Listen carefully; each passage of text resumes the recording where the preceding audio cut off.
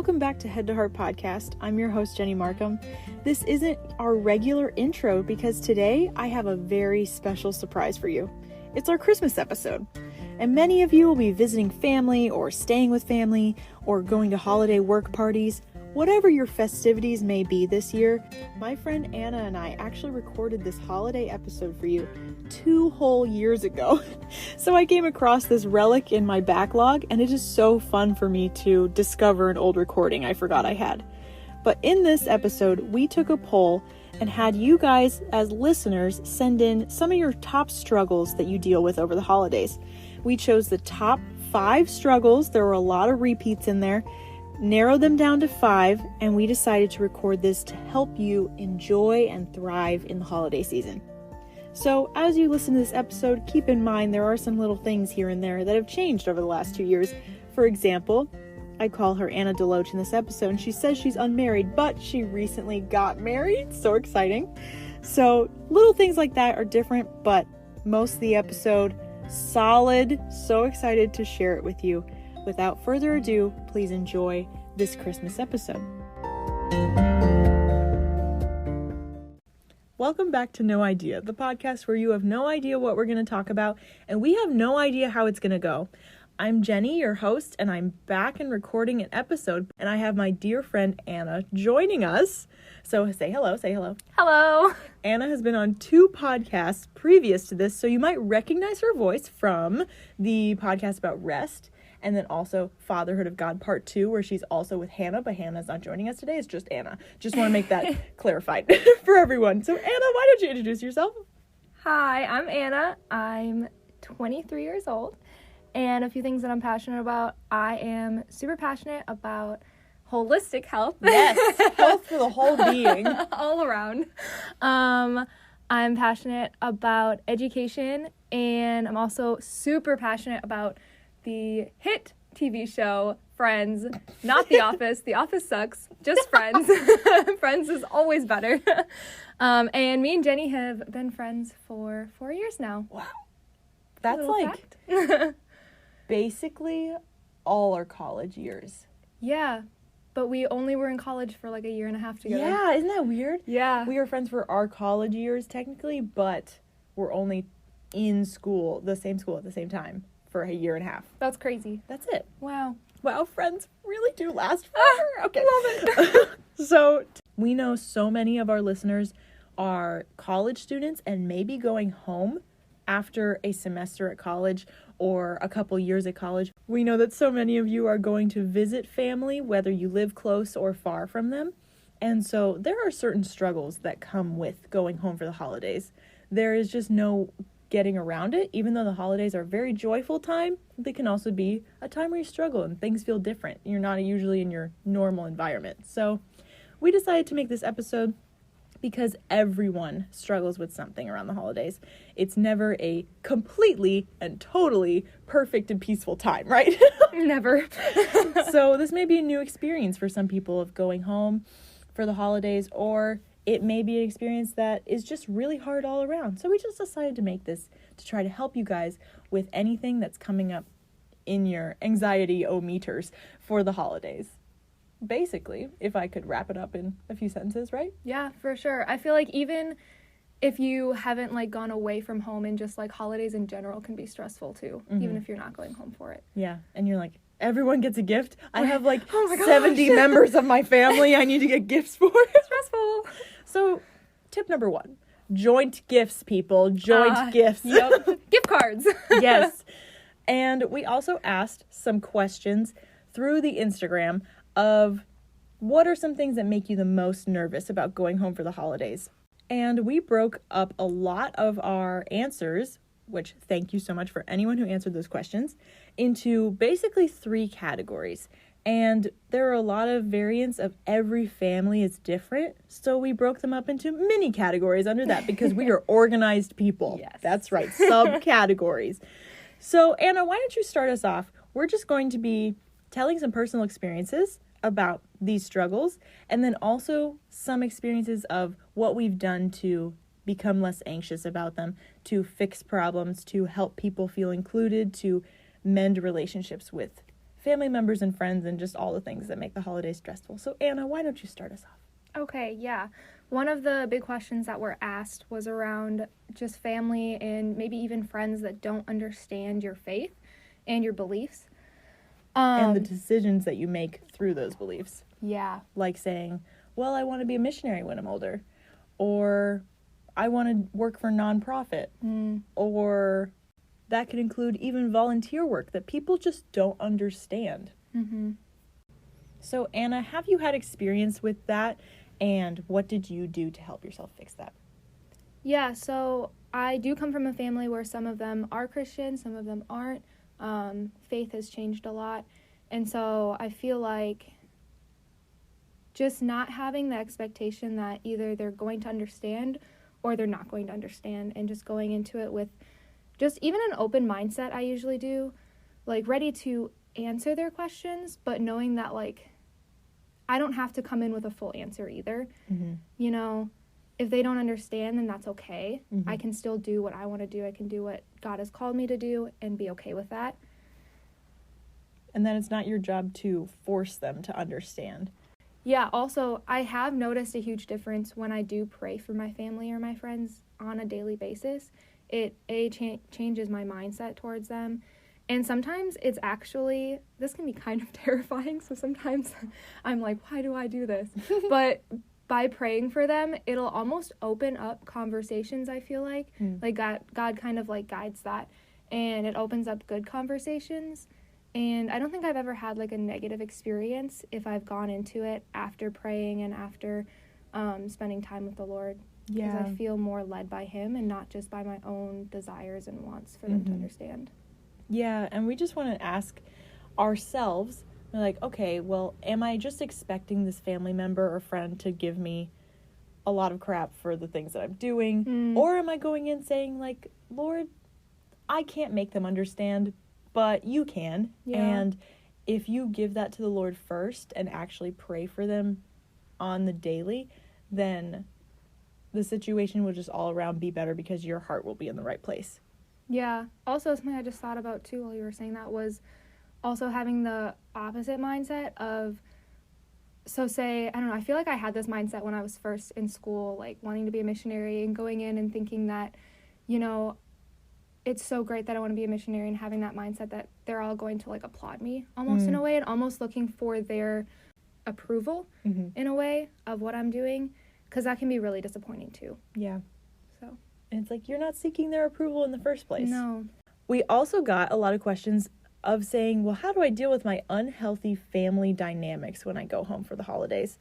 And that is so hard, especially when you've been away from a while and then you come back.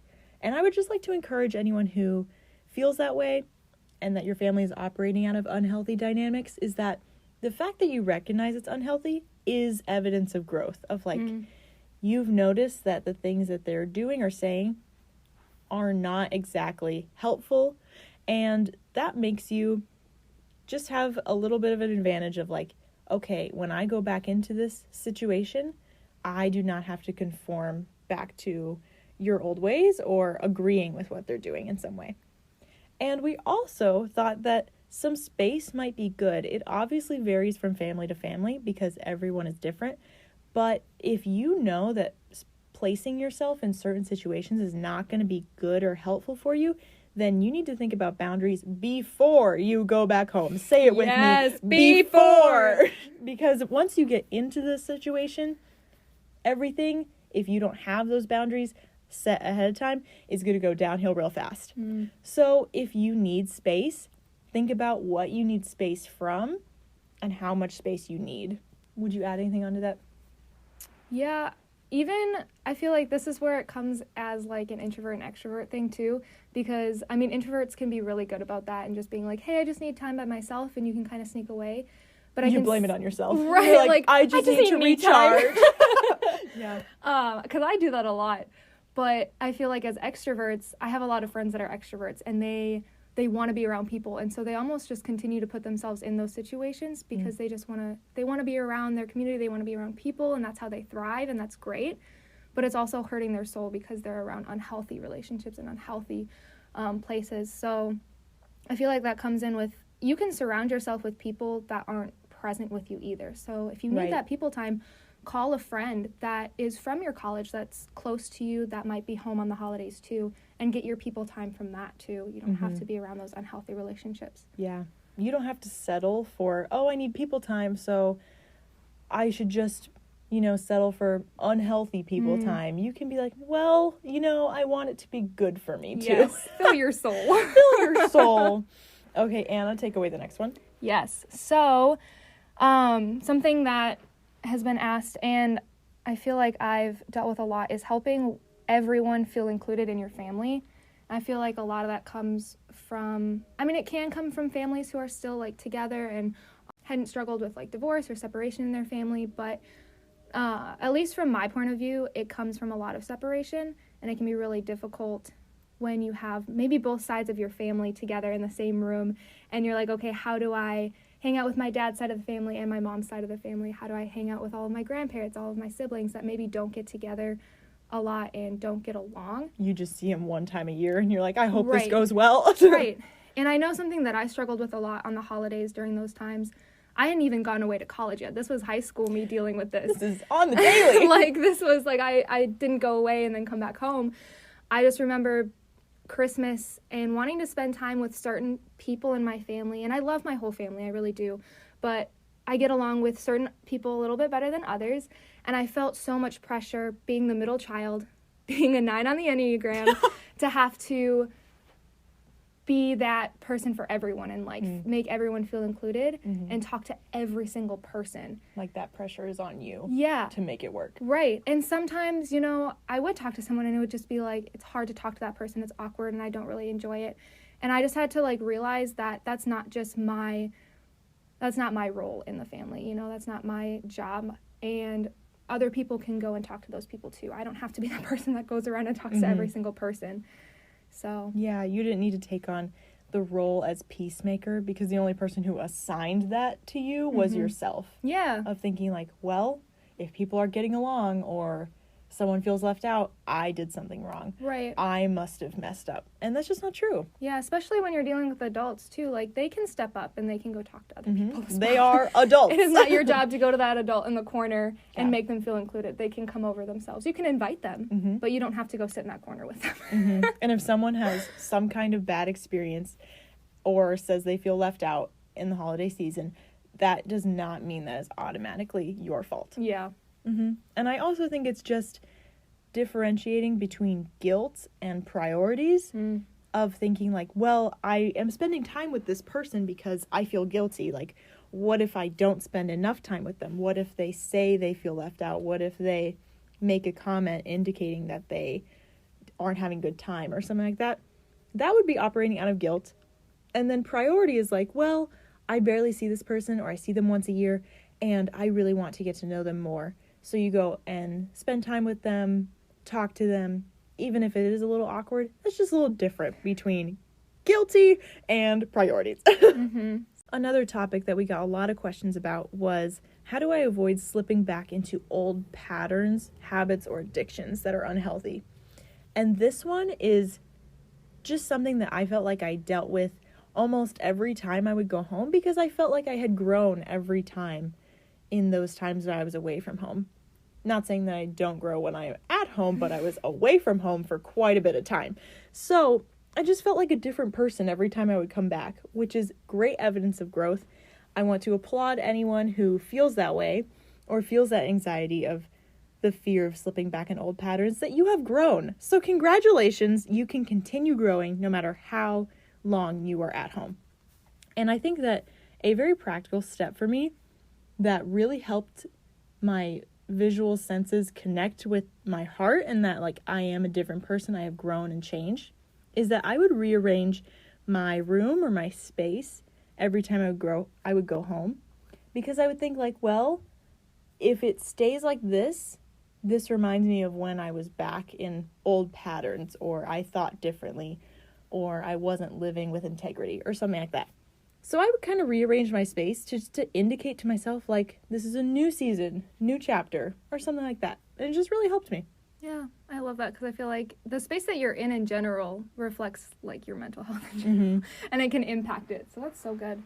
I feel like part of this goes back to the unhealthy family dynamics too when you were talking about boundaries, because I remember the first time I went home for the holidays, it was Christmas, and I just went back to hanging out with, my high school friends, and it almost like immediately took me back to those unhealthy habits, unhealthy thought patterns and all of that. And for me, I realized that in order for myself to stay healthy, I needed to almost cut ties with a lot of people and to set some major boundaries with friends and family. And that was something that was really hard to realize because I did love those people. They still have a special place in my heart. They also represent some nostalgia of like some good times and some good memories you've had with them. Yeah, for real. And so like to cut people out was really hard, but it was kind of like I either kept those relationships and continued in that way, or I cut them out so that way I could continue growing in where God wanted me to go and what was healthy for me. And so I had to make those hard decisions. And, I'm still friends with some of them, absolutely. But still, like, keeping all those people in my life would have been really almost detrimental to my emotional, physical, and my soul, just in general. So that's really good.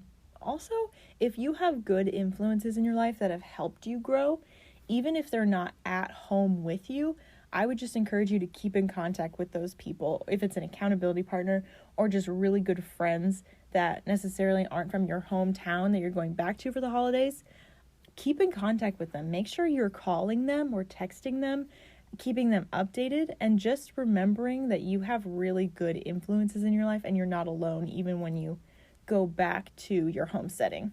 Yeah. And something that somebody told me, I think it was after the first time I went home, was, and something that I still do, is just because you're going home doesn't mean you have to stay with your family or stay with your friends. If that's hard for you, you can get a hotel. You can just say, like, I just need some extra space, have some extra time, that you have a time and a space that you can retreat to if you need that time away. And there's no shame in that. Like, they don't have to feel like that's something about them. Like, that's just for you and that's your space, your time. So you can get a hotel. You can stay with a different friend. You don't have to stay back in your childhood home if that's really hard for you. There are different options, people. Yes. And our next question was a lot revolving around being asked personal questions. This was actually the most common answer that we got, was literally in any stage of life, whether it's, are you dating anyone yet? When are you guys going to get engaged? When are you guys going to have kids? Any questions like that. And this is from people that you're not super close to in the way that you see them often, that they are family members, you're related, but, you don't really talk about relationships with them. This was the most common one we got. Yeah. I've definitely been asked the dating one a lot, and the kids one, oddly enough, even though I'm not married at all, like in any way. And I feel like I've been asked this question ever since I was younger, and it's really odd because I'm always asked it by my grandparents. And then I have my mom, who will almost answer for me. She'll be like, no, she doesn't need a boy. She doesn't need to be in a dating relationship. She's fine. She's living the single life. And I'm like, thanks, Mom. And there's actually been definitely times that I have been dating someone and I've just let her answer be enough. And you're like, I don't need to add anything. That's okay. So for me, I almost don't have to answer those questions. My mom kind of answers them for me, whether she knows or not. But they can still kind of be awkward, especially knowing that it's coming. And it's like, no, I'm not. And they're like, oh, well, when are you going to have kids? Like, we want grandchildren. It can just be kind of an awkward conversation. But I'm sure you have. Yeah, more. I mean, this question has always kind of confused me, of like, whenever someone has asked me that, especially since it's probably someone I'm not close to. I always thought that if you have to ask, then we're probably not close enough that you already know. Right. The thing is, we have to assume the best of people. So when someone asks you that question, keep in mind, they're probably not trying to offend me. Mm-hmm. That is probably not their intention to shame me in any way. We just got to keep that in mind so we can give grace to people. But even as I've been in relationships where I'm mentoring someone, I've always assumed, like, I probably will not need to ask the question, so is there a boy or anything? Or are you dating anyone? Because I assume that if they want me to know, they'll tell me. If they want to talk about it, like, they'll bring it up. And if I take the initiative in asking, then maybe there isn't someone that they're dating right now, or they don't want to talk about it. So I've always just assumed that, and I felt like it was the best way, because the people who do want to talk about things like that, they will bring it up. Mm-hmm. So that's just an encouragement of, like, when people don't know what to ask, they also don't know what not to ask. Yeah. So it depends on your relationship with that person. If you actually aren't bothered by that question, you have no problem answering whatever it is, then you can go ahead and answer. No issue there. Mm-hmm. But if that person, you don't feel like you're close, you don't really want to share, you don't really want to get into it, you could do several things. You could change the topic. You could say, well, I'm not really focused on that right now, but what I am focused on is fill in the blank. Dogs. My degree. Dogs. I actually want several more cats. Anything like that, and you can shift their focus so you can talk about what you actually are doing right now in life. And then another response could be, well, I'm not really comfortable talking about that right now. And I feel like that should be more than enough of an indicator that you do not want to talk about it. Yes. So everyone gets those questions. They're hard, but it's up to you how you want to respond. And you're not obligated to say a certain answer. Mm-hmm. Yeah. Yeah. No pressure. None. No pressure there. Anna, I'm so excited for you to answer this question. This is the last of all questions in our bonus episode. Are you ready? I am ready. Okay. I'm so excited I get to ask you this question because you have the experience here. But what do you do if you are not able to eat the traditional foods that go with the holidays because of allergies or sensitivities, or you're trying to figure out what you're allergic to or sensitive to? What do you do? That is such a fun question. For the last 3 or 4 years, I've been trying to navigate it, and it's been very difficult, and there's a lot of different ways you can go about this, and a lot of different ways that I have gone about this. And so one way I've done it is I will bring my own food, and it might not be the traditional turkey and all of that stuff. Sometimes it might be, but it'll be something that I know that I'm going to enjoy, something that I can feel good after eating. Eat without getting sick. Yes. Mm-hmm. That's always a top priority. Great thing. Vomiting on Christmas to really liven up the spirit. Yes. So I'll often bring my own food. I know one thing that I really struggled with that was feeling like I was going to offend the host or somebody who was cooking or my whole family in general, or almost get a lot of backlash of, oh, well, you're just a health freak and you're too good to eat this food or something like that. I've definitely been told that by some family, and just dealing with some of that shame and trying not to offend anyone. But I would just, let people know ahead of time, hey, I can't eat this, or hey, I'm trying to figure out a lot of health things right now. I'm just going to bring my own containers of food and heat it up when I'm there, and that's totally okay with me. I'm sure your food is great, but I can't eat it. I'm sorry. And so I've definitely done that, even just on get-togethers with friends and things like that. Another thing I've done is I have made the entire meal myself. You invite people over to your house so that you can be the main host. Yeah, exactly. I've done that twice now. I did it last Christmas and then just this last Thanksgiving. Which was a party! Party hardy. And that has been really fun for me, at least. I enjoy cooking. I enjoy trying new things out. And so being able to be almost in control of that and still being able to make food that everyone can eat, but also in a way that I can eat, and I can eat as much of it as I want because it is all something I can eat, has been really, really nice. Yeah. And then also just realizing, not going into it thinking that you're going to have to bring your own food or you're going to have to make everything, but realizing that the other people might want to make something for you because they care about you and you're special to them, and they want to make you feel included. So there's been plenty of times where I've gone to even just like cookouts and other things, not just like holiday stuff. And I'll be like, hey, just so you know, I have this allergy. I'll bring my own dessert, or I'll bring my own side dish or something like that. And they're like, no, don't bring anything. I'm going to make something that you can eat. Yeah. Or I've just shown up and they're like, hey, I made this special for you. Aww. And it's honestly just like warmed my soul. And I'm like, wow, like these people really do care about me. Even people that don't know me very well. Aww. But they still wanted me to feel included. And so they Yeah. took time and money and energy out of their day to make something that I could eat. Yeah. We've had several conversations like this before, and because I love Anna, like, it is my joy to make something that she can eat. Like, I had Thanksgiving at her house. How long ago was that? Like last 2 days. week? Yeah. 2 days ago, yeah. But I made vegan banana bread, and guess what? It tastes better than regular banana bread, dare I say it. Eggs have been ruining my banana bread all these years. Who would have thunk? But I've always reassured her that it has never ever been a burden for me to make something that she can eat or buy something that she can eat. And it's just really fun for me to do that. And I mean, I'm sure that so many people with allergies and sensitivities are feeling the same way of like, oh, I might be a burden. I feel so guilty that I can't eat what everyone else is eating. But if you're around people who really love and care about you, you are a lot less of a burden than you think you are.